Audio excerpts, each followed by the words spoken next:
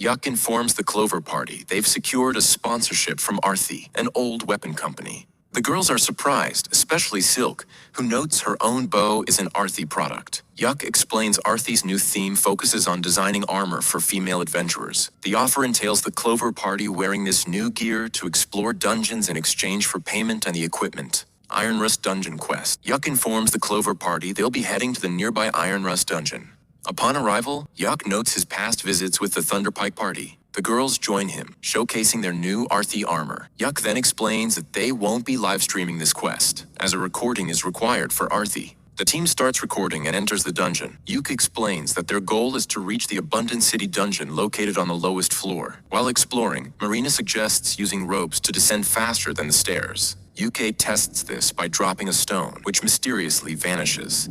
Shocked, the group listens as UK warns them that nothing can fall straight down in this area and strictly advises them not to fall.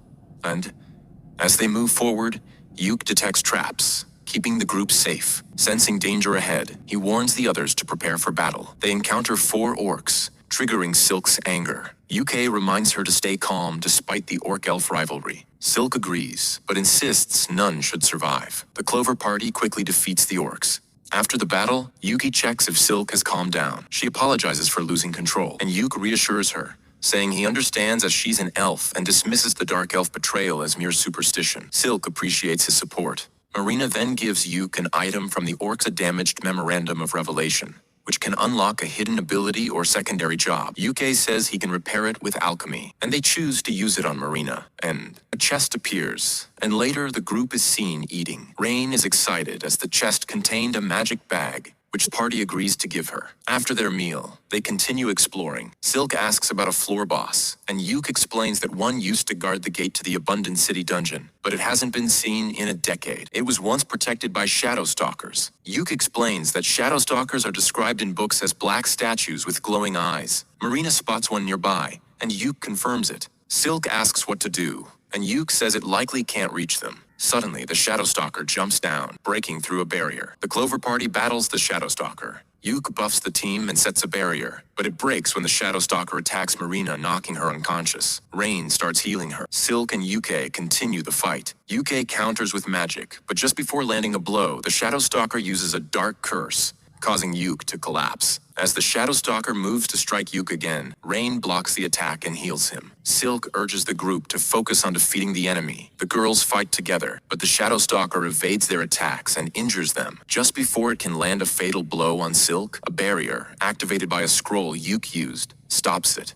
Furious, Yuke declares the Shadow Stalker made a mistake harming his friends. He unleashes a powerful barrage of spells, overwhelming and eventually binding the creature. Using gravity magic, he pins the Shadow Stalker to the ground and heals the girls. They then attack together. Silk uses her magic to restrain it. Marina strikes it powerfully, and finally, Rain unleashes a magical attack that destroys the Shadow Stalker completely. Marina hugs Yuke tightly, which overwhelms him. Rain jokes, UK, Marina is a grown-up now. You shouldn't hug her like that. Marina quickly lets go. UK, catching his breath, thanks Marina for spotting the enemy, or they would have been ambushed. UK asks Rain why the Shadow Stalker appeared, and she explains it was an overflow, an unstable undead creature. Marina and Silk are surprised. Silk asks what to do next, and Yuke says they should complete quests since they're already on the lowest floor. Marina suggests live streaming the situation, but Yuke reminds her that their armor hasn't been publicly released, so they need the client's permission. However, he agrees to stream if the situation worsens. The group reaches the Abundant City dungeon, which has never been cleared. Silk suggests there might be an abyss gate, and Yuke confirms they just need to touch it to complete the quest. They do so, completing the mission. Later, Yuke reports the quest and submits the footage, with the guild noting the Shadow Stalker encounter and possibly calling them for an interview. While they wait, Marina suggests going on a group date and everyone agrees, starting with dinner plans. Thunderpike Party is on a mission but currently eating bad food. Barry complains about the poor quality, recalling better times with Yuck. Simon suggests moving forward with the mission and asks if anyone brought potions, but all deny due to cost. Jamie starts a live stream but takes time to get it going, while others tease her for being useless. The party moves on with their mission. At the guild reception, the party has failed their last mission. Mamar warns that continued failure will lead to demotion and suggests an easier C-rank quest. Simon refuses angrily because he is an A-rank adventurer. Mamar explains the party's poor recent performance. Simon complains they haven't been introduced to any new members and didn't get accurate mission details.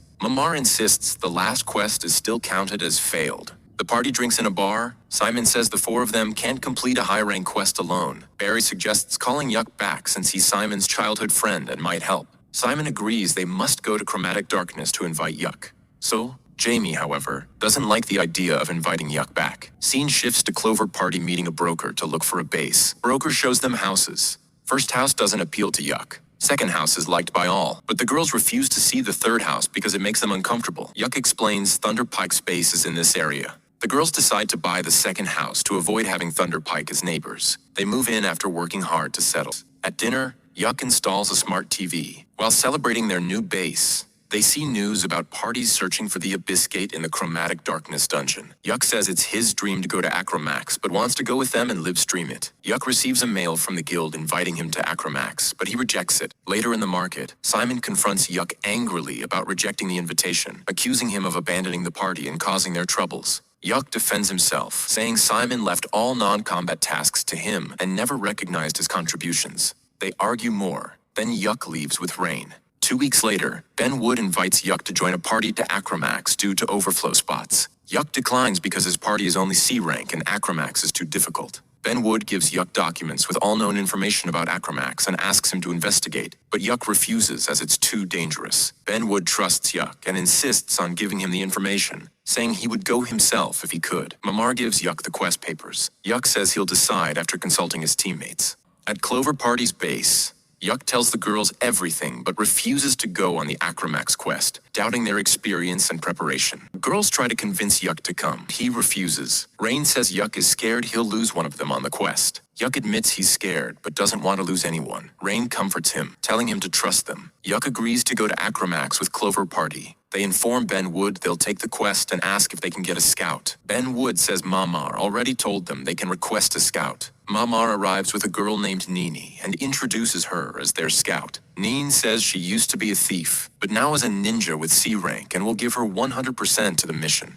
The Clover Party is standing at the entrance of the Acromax dungeons. Silk comments she never imagined the dungeon entrance would be under the Adventurer Guild. Mamar explains the guild was built above the dungeons to seal the entrance. Ben Wood mentions that of the 3 parties who plan to enter the Chromatic Darkness dungeon, 2 have already backed out. Yu says things are moving faster than expected, and only the Thunder Pike party is inside now. The entrance to Chromatic Darkness is open, and the Clover Party is ready to enter. Ben Wood reminds them to only investigate and not try too hard to bring back anything from inside. Yu agrees and starts the live stream, which plays on city screens. The Clover Party enters the dungeon. After moving ahead inside the dungeon, Neen puts on invisible clothes to scout enemies. The 4 members chat. Silk asks Yu how it feels being inside the dungeon. Yu admits he doesn't feel as emotional as he expected. After some conversation, Nene returns and says there are no enemies ahead. They continue moving forward. Yu says the Thunder Pike party came before them and has reached the 8th floor. Marina comments they've been inside for 2 weeks but haven't even reached halfway. Yu states their only objective is to find out if anything strange is happening inside, and they are not to cross the dungeon. Everything they find will be live streamed and checked by the Guildmaster and Royal Academy scholars. Neen detects a monster ahead and no alternate path exists, so they have to fight. They prepare for battle. Yu attacks first with a powerful move called Prismatic Missile. The entire party attacks, damaging and killing the monster. They reach a safe area per documentation and decide to take a break. Yu turns off the live stream temporarily. They find a chest. Nene asks if they should open it. Yu says they will, but is unsure about live streaming it. Silk warns that if a C-rank party finds a rare artifact during a special quest, some top people might not like it. Yu tells Nene to open the chest off-stream. Inside, they find many jewels and get very happy. Silk collects all jewels. Yu finds a ring and a black cube. He says he's unsure what the cube is, but suspects it's an artifact, maybe waiting for a purpose or answer. Yu plans to report it to Ben Wood, hoping it might give clues about strange things in the dungeon. Yu puts the ring on Ren's finger like a proposal, making her very shy. He explains, the ring helps calm the mind. The girls are surprised. The party continues deeper and reaches the second floor safe area. They discuss the day's events. Yu says the day is over, and they should return. The scene shifts to the party exiting the dungeon. Nene says they are near the exit. Yu is glad everyone returned safely. Nene hears something nearby, and they realize the Thunder Pike party is very close. Yu almost forgot Thunder Pike was there. Simon asks why Yu didn't accept their request to join earlier. Yu says he won't leave the Clover Party and that they are here on the kingdom's request.